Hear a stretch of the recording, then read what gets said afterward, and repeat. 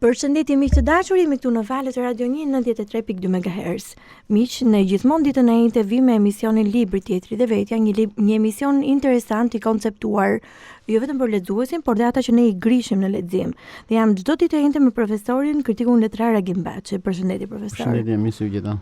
Në fakt sot profesor kemi ardhur për të trajtuar një libër që ju e përmendni herë pas here dhe le të themi erdhi koha për ta trajtuar posaçërisht. Do të flasim për librin Kurçau Nicja të Irvin Yalom, i cili është le të themi një ndër librat që konsumon shumë pyetje që ne ja bëjmë vetes. Ju keni thënë një libër i mirë është ai libër që na bën të bëjmë pyetje. Në fakt pse ky libër zgjon kaq pyetje brenda vetes tonë dhe është le të themi një takim me veten ndoshta. Spari sepse kur flasim për lehtësinë duhet të gjejmë disa arsye kur i themi tjetër pse ta lexoj. Dhe ka ndodhur që Irvin Yalomin e kam sugjeruar shpesh për shkak të një negocimi që ka midis pyetjeve të sotme psikologjike, pyetjeve të sotme me shoqërinë, të bërë nga një profesor i psikoterapisë me aftësi shkrimtari.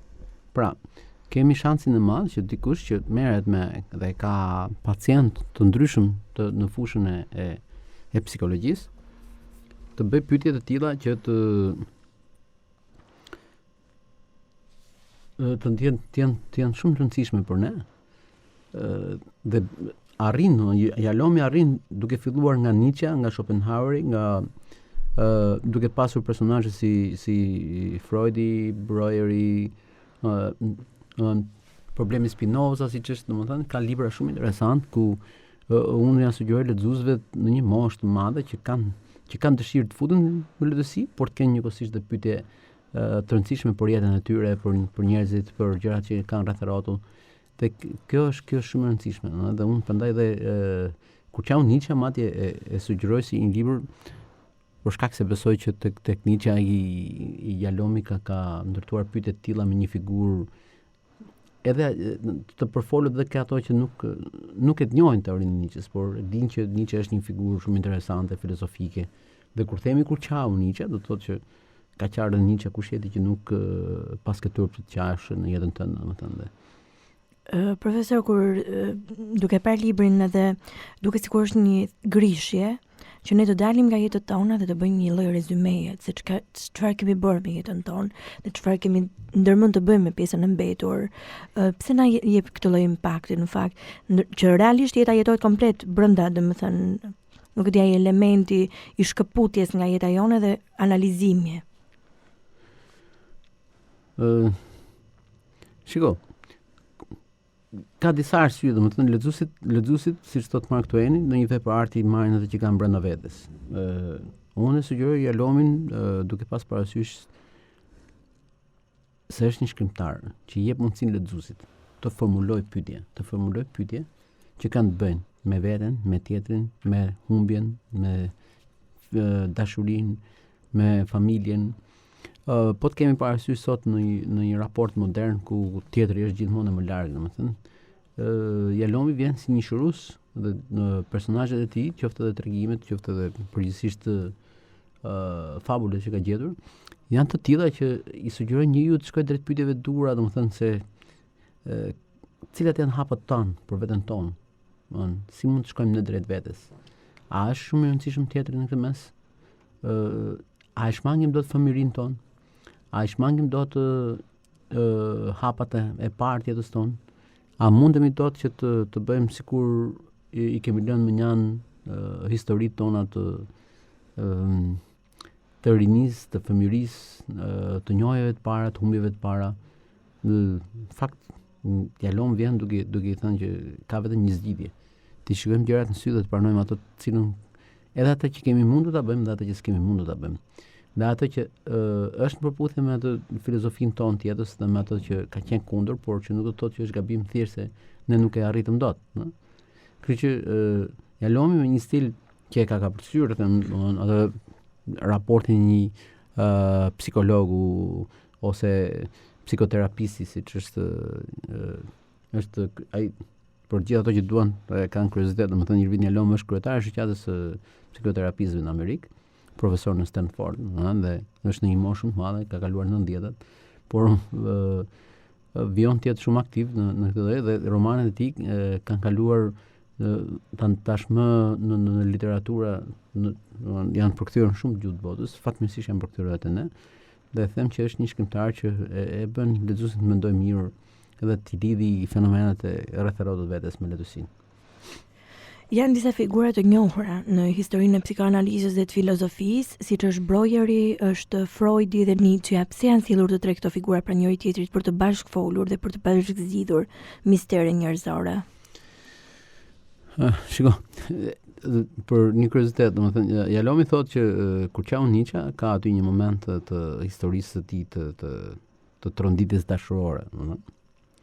Dhe e ka gjetur këtë letër, pastaj masi ka mbaruar librin. Dhe e konsideron edhe një gjë shumë interesante se thotë ajo që ky kishte imagjinuar që mund ndodhte, në fakt ka gjetur këtë letër të zbuluar pasi kishte botuar librin. Dhe kjo i dha kënaqësinë e madhe që ai raporti që kishte ndërtuar me librin ishte shumë afër të vërtetës.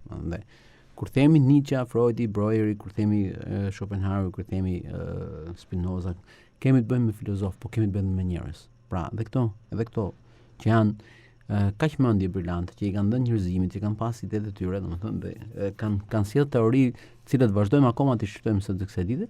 Prapë janë njerëz, kanë dobësitë e tyre, kanë nevojën e tyre dhe kanë atë momentin ku bota i sjell përballë pyetjeve shumë të rëndësishme që nuk i kanë dhënë kollaj përgjigje dhe pse kanë qenë filozof.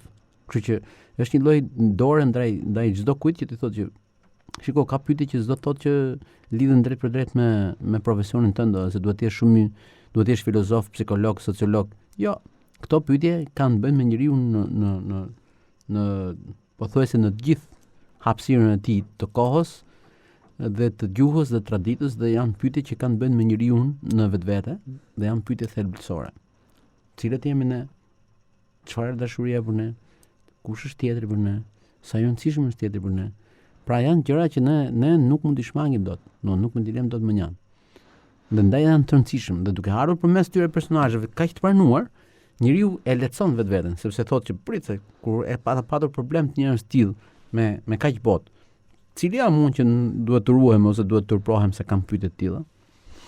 Në fakt, çfarë funksioni ka komunikimi në këtë vepër, në faktin që jepet në dy forma, komunikimi drejt për drejt ndërmjet personazheve, komunikimi ndërmjet letrave, dhe nga ana tjetër kemi edhe një komunikim që ndoshta nuk mund të emërtohet i tretë, por pasazhe që lexohen gjatë le të themi veprës, të cilat e kanë funksionin e tyre. Pse zgjidhen këto lloj mënyrash komunikimi, profesor, për të sjellë librin të ne? Ose çfarë funksioni stilistik mund të kenë? Padyshim, thash që Jalomi si një psikolog, si një psikoterapist i mirë, duke sjellë pikpyetje shumë të rëndësishme përmes tyre personazheve kaq të njohur dhe kaq të pranuar, i thotë çdo kujt që as mos gënjej mendja se ti nuk do kesh nevojë për pyetje dhe për përgjigje të tilla. Dhe ky është negocimi më i mirë që mund të bëj. Dhe me sa ti unë paktën kam lexuar shpeshherë debate lidhur me librat e Jalomit në gjithë botën dhe mendoj që pothuajse në çdo cep globit të ka zgjuar këtë lloj ndjesie që ka zgjuar edhe te lexuesi shqiptar. Domethënë këtë lloj raporti ku ti shkon dhe shikon që kur këto njerëz kanë pat nevojë të përgjigjen këtyre pyetjeve kaq të rëndësishme, nxito bëj edhe ti, domethënë bëj këto pyetje dhe përgjigju sinqerisht që nëse do të japësh zgjidhje vetes tënde. Janë pyetje në fakt që janë thelbësore dhe jetësore, dhe pyetja më e rëndësishme është a kemi ditur ta jetojmë jetën tonë? Këtë pyetje i bëjnë edhe psikologët dhe filozofët në vepër, le të themi, por ne po i marrim dhe si personazhe të tjerë si qenie njerëzore. A din, më thënë, pse zgjon pikërisht këtë pyetje? Autori çfarë don ti thot lexuesi? Që duhet ta bësh sa më shpejt, sepse mund vi një moment që ta bësh në një moshë ku do ngresh vetëm supet dhe do të vi keq për veten që si jetova dhe pse jetova dhe s'do kesh përgjigje. Dhe imagjino një njeri në një moshë të thyer mbi 80, 90, 70, ku ka pak shanse që të rikuperojë diçka nga e shkuara, domethënë, dhe sa trisht është ta bëjë atë pyetje. Kështu që njeriu do ta bëjë pyetjen sa më shpejt, domethënë. Si thot Ana Arendt që të vetmit që meritojnë fjalën njeri janë ato që japin kuptim jetës tyre, të tjerët janë kafshë, din të ecin, domethënë, dhe kaq. Kështu që mos përfundojmë në këtë lloj trishtimi të madh që ti bëjmë pyetje vetes pse jetuam në ngrenë supet, është që sa më shpejt. Dhe Jalom është negociator pikërisht i këtij modeli që ti bëjmë pyetjet e duhura, të pranojmë humbjen, të pranojmë dështimin, të pranojmë fitoren, të kemi krenari në humbje, të kemi përuljen fitore, janë shumë të rëndësishme. Dhe kjo ndihmon njeriu në fakt të pajtohet me veten. Pse sjell si sëmundje, le të themi, largimin nga bota, autorin vepër me anë të sëmundjes së Nicies, le të themi distancimin. A do kishte kuptim bota pa komunikim? A do kishin kuptim gjërat që dim ne nëse s'do ja themi dikujt tjetër? Ky snobizmi që unë s'më interesojnë tjerët është një gënjeshtër e paparë. Do të thënë gjithë ato që thonë që s'më interesojnë tjerët, se bëj për tjerët, në fakt në atë moment janë duke theksuar rëndësinë që ka tjetri. Dhe duke klitur kështu, nuk thonë asgjë tjetër vetëm se paralajmërojnë për murin e madh që kanë ngritur me tjetrin. Nuk ka dije pa komunikim. Dija merr formën e vet të plot kur komunikohet. Kështu që njeriu pa komunikim, domethënë, është asgjë. Edhe do thuash ti për shembull filozofët, shkrimtarët, çka kanë komunikim, librat. Komunikimi i tyre janë librat. Dhe ndajherë pranaj dhe ngjajnë shumë të heshtur dhe janë vetë mjaftueshëm, sepse ato në fakt kanë komunikuar më shumë se ç'komunikojmë ne në përditshmëri. Se kanë komunikuar dhe me ata që nuk e njohin, dhe me ata që do lexojmë më vonë, dhe me ata që do lexojë kur nuk do jetë ai. Kështu që komunikimi është. Nuk ka kuptim bota pa komunikim. Të rrëfesh veten, profesor Agimi, është vërtet e vështirë, por të rrëfesh gabimet që njeriu bën në jetë, le të themi ky është sensi kryesor, nuk është kaq e lehtë ta dorëzosh veten te dikush tjetër apo jo? Nëse ti nuk e munduar në jetën tënde, siç them, unë kam një shprehje që ta mbjellësh veten. Pra do thotë të kesh punuar me njerëz tillë që veten tënde ta mbjellësh diku. Pse? Që një ditë kur ti të kesh zemruar me veten, me gjërat, kur bota duket e errët, të kesh nga ata që ta vënë dorën te supi thon. Ti? Po ti ke mundur, sepse ti ke mundur këtë, ti ke mund të bësh këtë, ti mund të bësh këtë. Pra, ç'them unë me mbjellje vetes? Do të thotë që të shkosh ta marrësh atë ditë te një magazin ku ke investuar për veten tënde, domethënë njerëz që të besojnë ty. Njerëz që të shohin sy dhe të thonë që jo, ti mundesh. Po nëse ti s'e ke bërë kurrë këtë, nëse ti s'ke thënë kurrë vërtetën, nëse nuk e përpjekur kurrë të duash ti këtë tjetër fort, domethënë në kuptimin e një njerëzor të gjërave, domethënë jo thjesht dashuria, se atë nuk e komandojmë dot. Ne kur kam fjalën, kam mendojmë mirë për dikë tjetër. Nuk kemi hapur, nuk kemi folur si njerëz, nuk kemi pranuar, nuk kemi thënë gabimet tona. Atëherë pse do të kërkojmë një ditë që të na kuptojnë? Sa vlerë ka dhimbja njerëzore në momentin që ne vuajmë ndoshta edhe për gjërat që ne le të themi kemi pasur dhe kemi humbur profesionale, materiale ndryshme, nga ana tjetër dhe për gjëra që kemi dashur të kemi dhe nuk e kemi jetuar dot, le të themi posjetimi i lirisë njerëzore.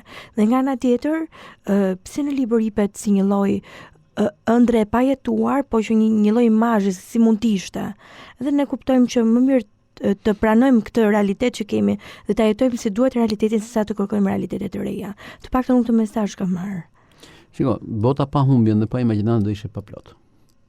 Pa humbjen njeriu shpesh do kuptonte shumë nga hapat e tij, do të vlerësonte shumë nga gjërat që ka patur rreth rrot. Njëkohësisht imagjinata është ajo që i jep mundësinë që ato që ka dashur mund t'i arrijë një ditë. Kështu që humbja dhe imagjinata janë dy pasuri të jashtëzakonshme njerëzore. Luma ai që i kupton si raporte të rëndësishme të njeriu me veten dhe me botën, humbjen dhe imagjinatën. Sepse ndryshe do mbetet gjithmonë i vogël, shumë i vogël dhe me rreziqe të mëdha për të kuptuar realitetin rreth vetes. Pse të dy personazhet kryesor i vendos përpara dy femrave, ndaj të cilave ata le të themi dorëzojnë dhe janë të dobët? Ndoshta mund të kishte zgjedhur vetëm njërin ta tregonte të dobët. Nuk është e dobët. Nuk është e dobët. Nëse kanë dobësitë e tyre gjatë veprës, domethënë shprehen. Nuk besoj se ka, domethënë, dobësi në raportin kur ti ndjen dhe kur shef zemrën tënde, domethënë që rreh për diçka shumë të madhe. Madje në atë kohë, në atë moment, po të thotë që ti je një njeri që duhet ta jetosh jetën dhe domethënë duhet të japësh kuptim gjërave tua. Asnjëherë këto raportet shumë të rëndësishme kur shprehim atë dobësinë tonë nuk janë pikë dobët. Janë dobësi. Janë dobësi që na forcojnë.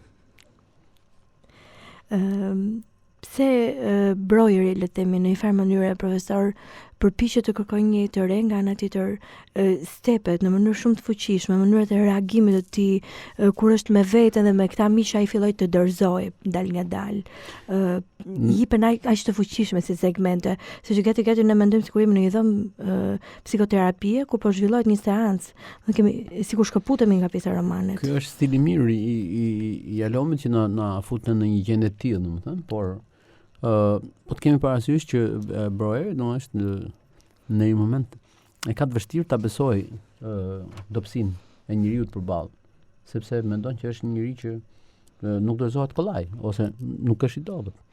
Në fakt kur kupton, prandaj thash që ne ndonjëherë gabojmë duke thënë që kemi njerëz shumë fort, por çdo njeri ka pikat e veta të dobta, ka nevojë të lotoj sepse është njerëzore. E kemi thënë këtu, dy kufit më të qashtë dhe më fantastik njeriu janë loti dhe buzëqeshja. Kështu që njeriu pa lotin dhe pa buzëqeshin, se di, do kisha humbur kuptimin e vet. Kështu që të qash, për atë që vlen të qash, nuk e i dobët. Ne do ta shemim këtë ide që njerëzit që qajnë janë dobët. Elementi i urës, por nuk paraqitet tamam si një element lidhës, paraqitet më shumë si një element ndarës. Pse është përdorur në këtë lloj mënyre në vepër? Është ai momenti kur ti e qas tjetrin dhe kërkon një urë komunikimi dhe nga ana tjetri e ka dashur qasjen tënde, por i duket si një imponim dhe largohet. Pra nuk ka rin ura të krijojë një komunikim. Të paktën unë imazhin e urës të këtë vepër nuk e kam kuptuar sikur është lidhëse. E kam kuptuar si diçka ndarëse. Shiko, urat janë dhe për të ardhur dhe për të ikur. Urat i ndërtojmë dhe për të larguar dikë dhe për të afruar dikë. Urat, siç janë në përditshmërinë tonë, urat që lidhin dy brigje, dikush ikën dhe dikush vjen. Pa urat janë koncepti jonë i komunikimit për t'i thënë gjërat. Unë nuk them patjetër kur ti ke një pikë dobët të koncept të mendosh që do të përfundosh me këtë gjë. Po të guxosh ta thuash, të guxosh ta pranosh që je brenda vetes dhe ky lloj arti që ai e ka dhënë përmes Brojet, kjo pikë pyetje, ky dilemë e madhe. Nuk është vetëm dilema e fuqishme që të ndon njeriu nga midis në luhatjen të ajo ura midis pranimit dhe mos pranimit. Autori fut një lloj dileme te çdo lexues, profesor, që një lloj mendimi që ne do duam veten që jemi apo një vete që ne do donim të ishim ose që mund të jemi. Dhe në fakt është duke lexuar këtë vepër njeriu fillon i bën pyetje vetes gjëra që do donte ti bënte, gjëra që si ka bërë, shanse që i ka humbur ose të tjera shanse që duhet i kishte kërkuar në çdo fushë, nuk bëhet fjalë vetëm për fushën e marrëdhënieve të ndjenjave, por në çdo lloj fushë. Besoj që është shumë e qëllimshme, por nga ana tjetër nuk është edhe shumë e mirë që njeriu t'i lindin të tilla pyetje, për shembull siç e theti, mund të jetë një 80 vjeçar që po e lexon veprën dhe nuk mund të jetë një vete tjetër në këtë moment. Shiko, ne nuk do ta kapërcem dot kur hendekun midis asaj që duam të jemi dhe asaj që jemi. Por ky hendek është promotor shumë i mirë për të ecur përpara. Njeriu në man gjallë ajo që do, jo ajo që bën. Midis asaj që duam dhe asaj që ndodh, njeriu anon nga ajo që don. Dhe ajo që don fakt është e fuqishme. Është për herë do ta bëj njeriu të tillë që të ecë përpara. Kështu që ky hendek siç është i ka përcyshëm, është shumë i rëndësishëm që mos ka përcjell kurrë, sepse ndryshe do ta bënte njeriu më të vogël. Njeriu duke menduar gjithmonë që të bëj më shumë, e kupton veten që mund të rritet më shumë. Kështu që Alomi e jep të lloj mundësie. Si duhet ta shohim tjetrin në raport me veten, mbas leximit? Tjetri jemi ne. Pa kuptuar tjetrin, s'kemi kuptuar veten. Pa kuptuar tjetrin, pa kuptuar sa e rëndësishëm është tjetri për ne, nuk do ta kuptojmë kurrë veten tonë.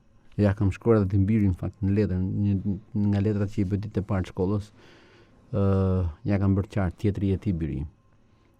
Dhe i kam thënë për sa kohë s'ke kuptuar shokun e lagjes, shokun e bankës, shokun e shkollës, kushëririn, komshiun, nuk do të kuptosh secili e ti.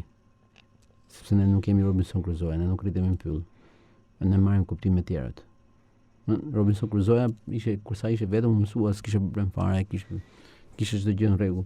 Kur u trondit Robinson Crusoe? Në moment që pa një gjurmë, filloi të pyeste është burr, është gru, është vajzë, është djalë, është i bardhë, është i zi, do mbrasi, do e kuptoj, do e vras, do merrem vesh. Çan këto pyetje. Këto janë pyetjet që njeriu fillon të marrë kuptim me tjetrit. Ne edhe jeta e brojerit atëherë tronditet kur fillon të kuptoj që edhe të tjerë kanë vuajtur, mund të ketë opsione të tjera, mund të ketë dhe zgjidhje dhe jetë të tjera realisht. Ndaj dhe raporti me tjetrin është arti më i madh. Profesor, një mesazh të fundit, jemi në minutat e fundit të emisionit, pse lexuesi duhet ta lexojë këtë libër? Për mua të gjitha pse tu justifikuan gjatë emisionit, po një mesazh të fundit. Për të çuar pyetjet për veten. Pra, miqtë të dashur, nëse keni pyetje për t'i bërë vetes, atëherë lexojeni librin dhe do t'i gjeni shumicën e pyetjeve aty. Profesor, shumë faleminderit për trajtimin edhe për, le të themi, këto pikat interesante që sillni gjithmonë në emision. Pyetje të tjera që njeriu nuk i ka gjetur ndoshta në libër fillon i zgjohet ai, le të themi, kujtimi i leximit edhe për të kapur detajet. Shpresoj se asun si kam mbaruar pyetjet gjithë sa herë lexoj këtë libër, kështu që. Dëgjues të dashur, që të keni kaluar sa më mirë në këto minutat e emisionit ton, ne do të ridëgjojmë në të tjera emisione.